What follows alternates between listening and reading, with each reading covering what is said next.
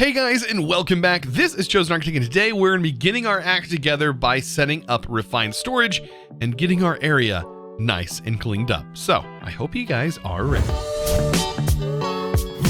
So, last episode I told you guys that I was going to be getting into refined storage. Now, we do have something that is blocking our way, and that's this piece of bedrock. So, I've cleared out an area, and I'm going to show you guys how to remove bedrock, or at least the best way I can show you how to remove it, if that makes any sense. So I've surrounded it with bedrock, sort of cleared out an area here. Be careful because we are going to be using some TNT to do this. This is a very common method for doing this. I've seen it used. I've used it myself.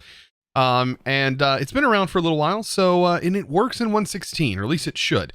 Now, one thing I'm going to recommend, either have an auto clicker or set your place key, the key that lets you place blocks, set that to some other key that's easily accessible on your keyboard.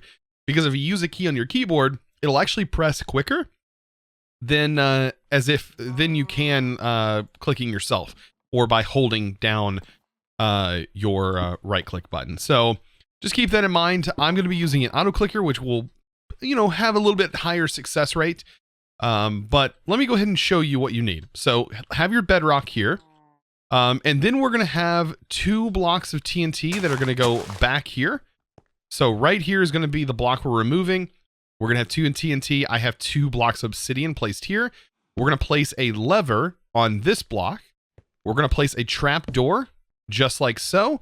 And then we're going to have a piston facing us like this.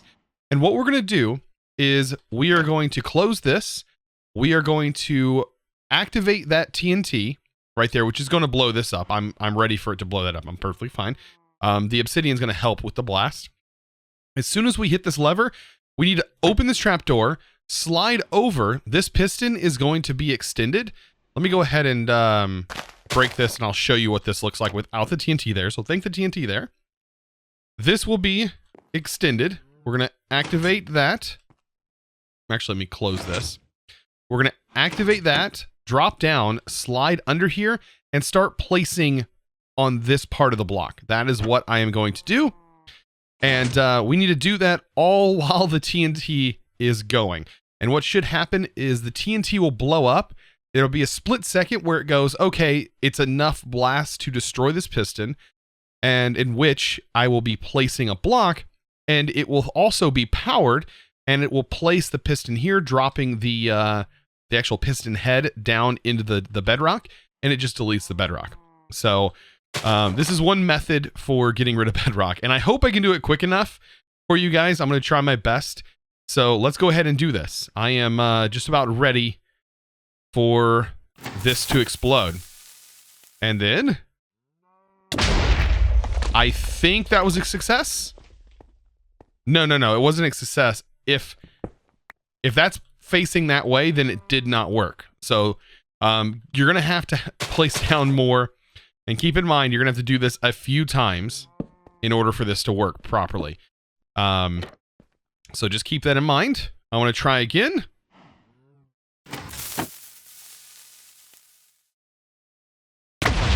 And I can't tell if it worked that time. I do have a lot of items. It is blowing up a lot more than I was expecting it to. Oh boy, it hit one of our chests, it looks like. Oh yeah, it hit one of the bottom chests over here. Oof, okay. So I'm going to continue at this. It will work. Let me go ahead and drop this. It will take a few times though. So like I said, just keep that in mind. Somebody was mentioning that I could use ancient spore to potentially help with this, but I don't know exactly how that would work. Using the ancient spore, by the way. I'm going to play some of this. Maybe that'll help with some of that blast that is happening. Hopefully. All right, let's try this one more time. Hopefully it'll work this time. Also, this is in the wrong spot. Oh man, and I placed it there. So one thing is my auto clicker may be too fast, and that's causing the problem. So I can try my best to click it myself.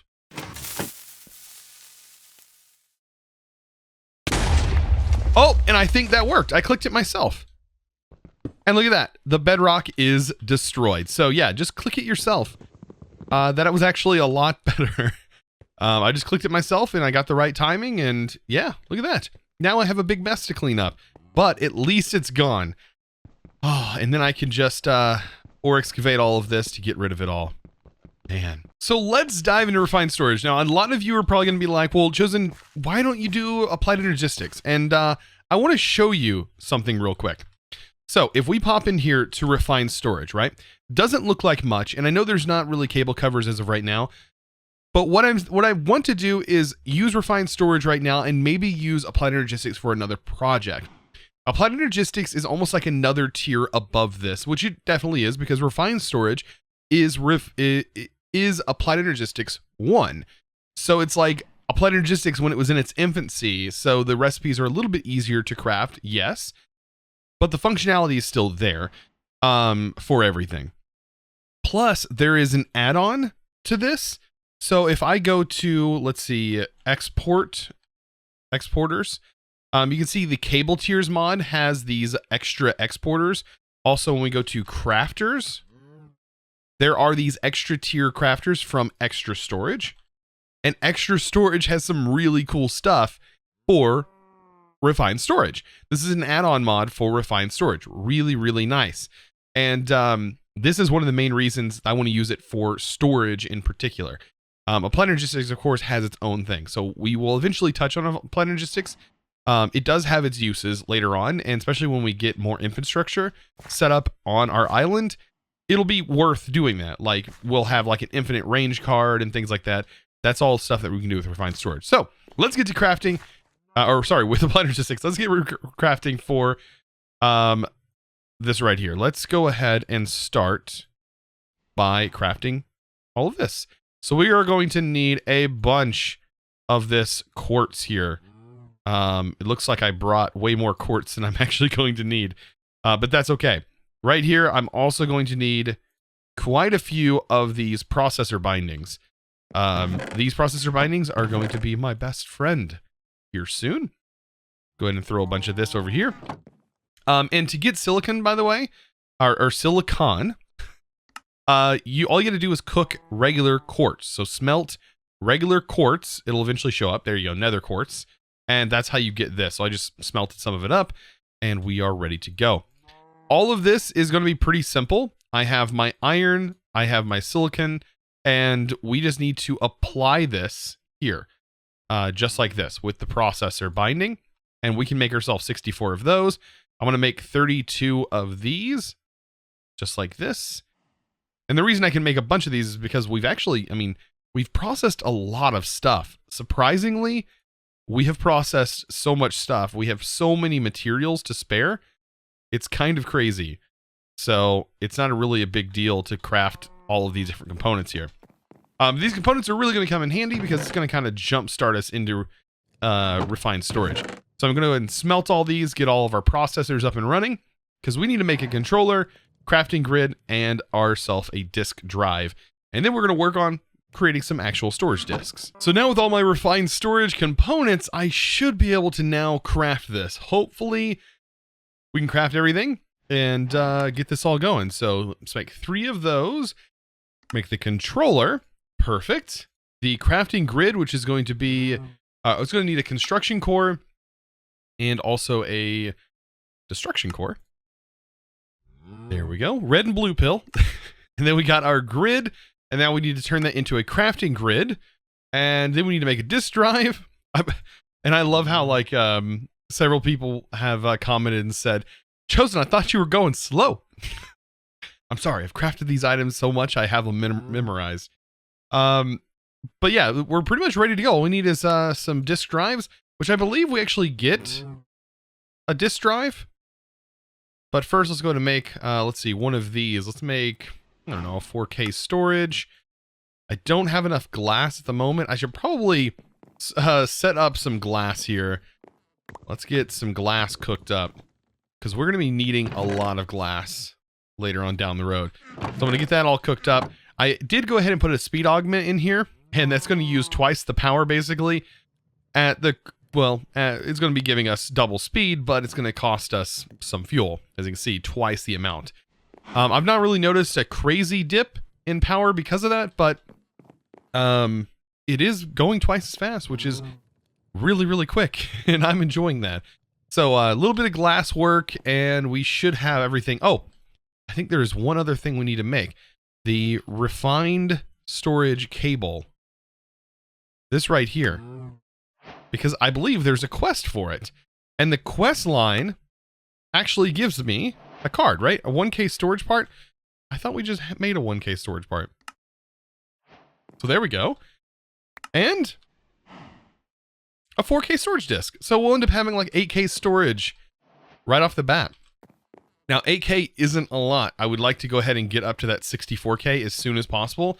A 64K should last me a little bit of time. Like a little bit of time. So let's see if I can't get up to that. This should totally be enough. I did have to smelt up a little bit more quartz, but I do now have the ability to make a 64K. Look at that. Now we have 3 16Ks. Bam, 64K storage component. Plus, we also have a free 4K. I can't really complain about that too much. Cannot complain. All right, I do not want to make a storage block. I do want to make the card. And let's see, to make the card, we throw that in. Of course, we could go higher than this. That extra mod is in here that allows us to go higher than a 64K. But with this, we should be looking pretty good at where we currently stand. All right. So, disk drive. I'm going to place the disk drive on top of here, and then we can place the crafting grid here, the controller on top, and then give the controller some power with a point, flux point. Go ahead and hop up here. There we go, and that will kick that off. Throw our storage drives in here. And we are looking pretty good. We can go ahead and start dumping all of our items in here. Oh, it feels good to have an actual storage system. No more chests, and we can start to make things look a lot cleaner on our island. So now that we have all of the items moved in, you can see it's a lot cleaner here on our lovely island.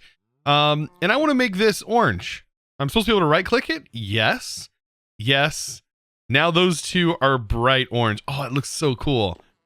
I love when you can dye things like this. Just the customizability is just really nice. So we have these. You can dye them any color you want, any Minecraft color. And I have all my items stored in here. And you can see we're about 36% full.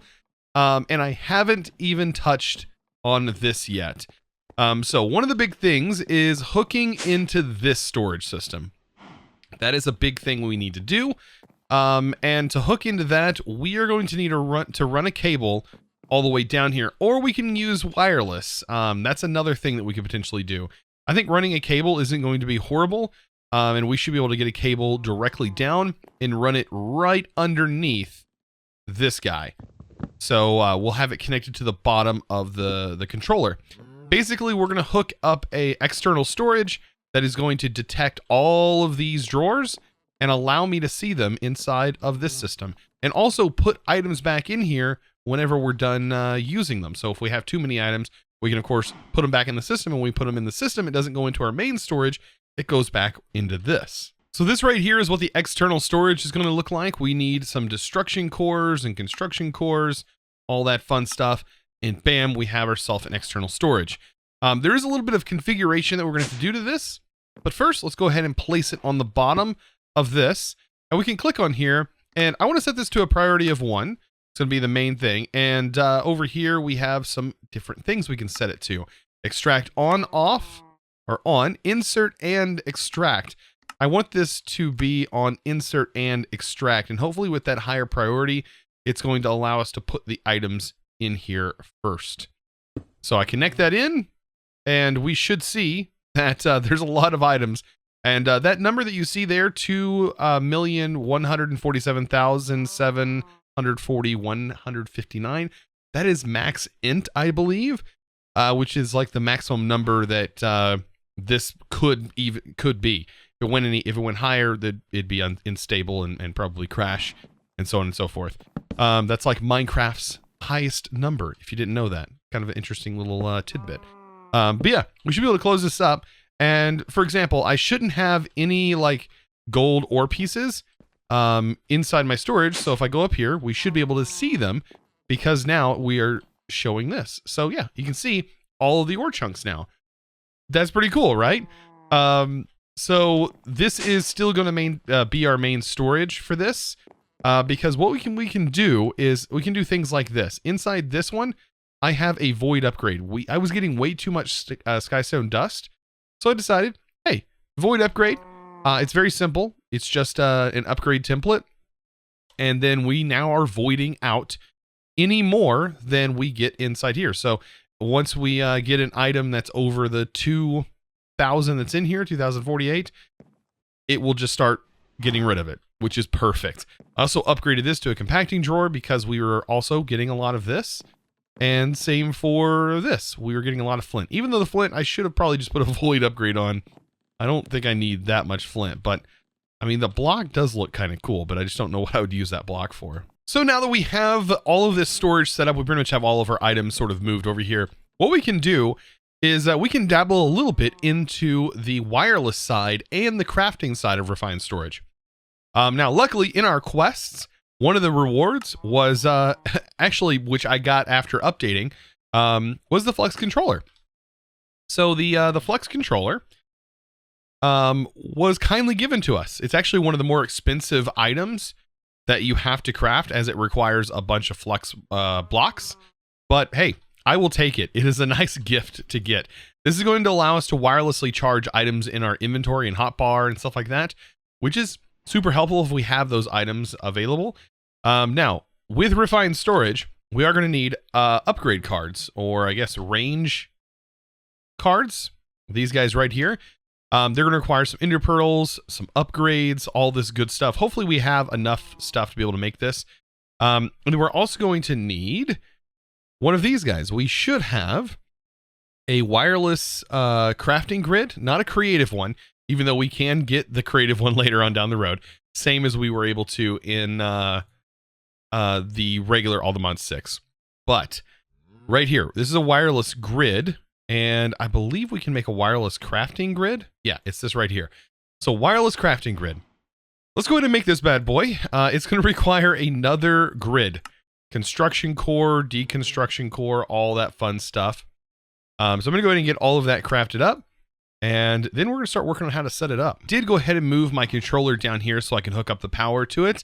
It is a little weird that, I mean, the way we have to set up this transmitter, it has to go on a cable. So if we go up here, I do need to place a cable down, and then I can place this on top. Then I can throw the upgrades in, and then take my actual wireless crafting grid and shift right click onto the controller. So I need to go back down and just shift right click onto the controller. That should link. It should say link to that coordinate. Perfect.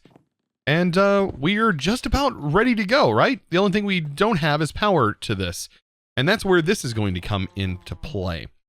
Now, I need somewhere to place this for right now. I just don't know. But I guess I can place it here for right now and go ahead and have it connected to our network. And then we're going to go into the wireless charging section, turn it on, and then select our hotbar.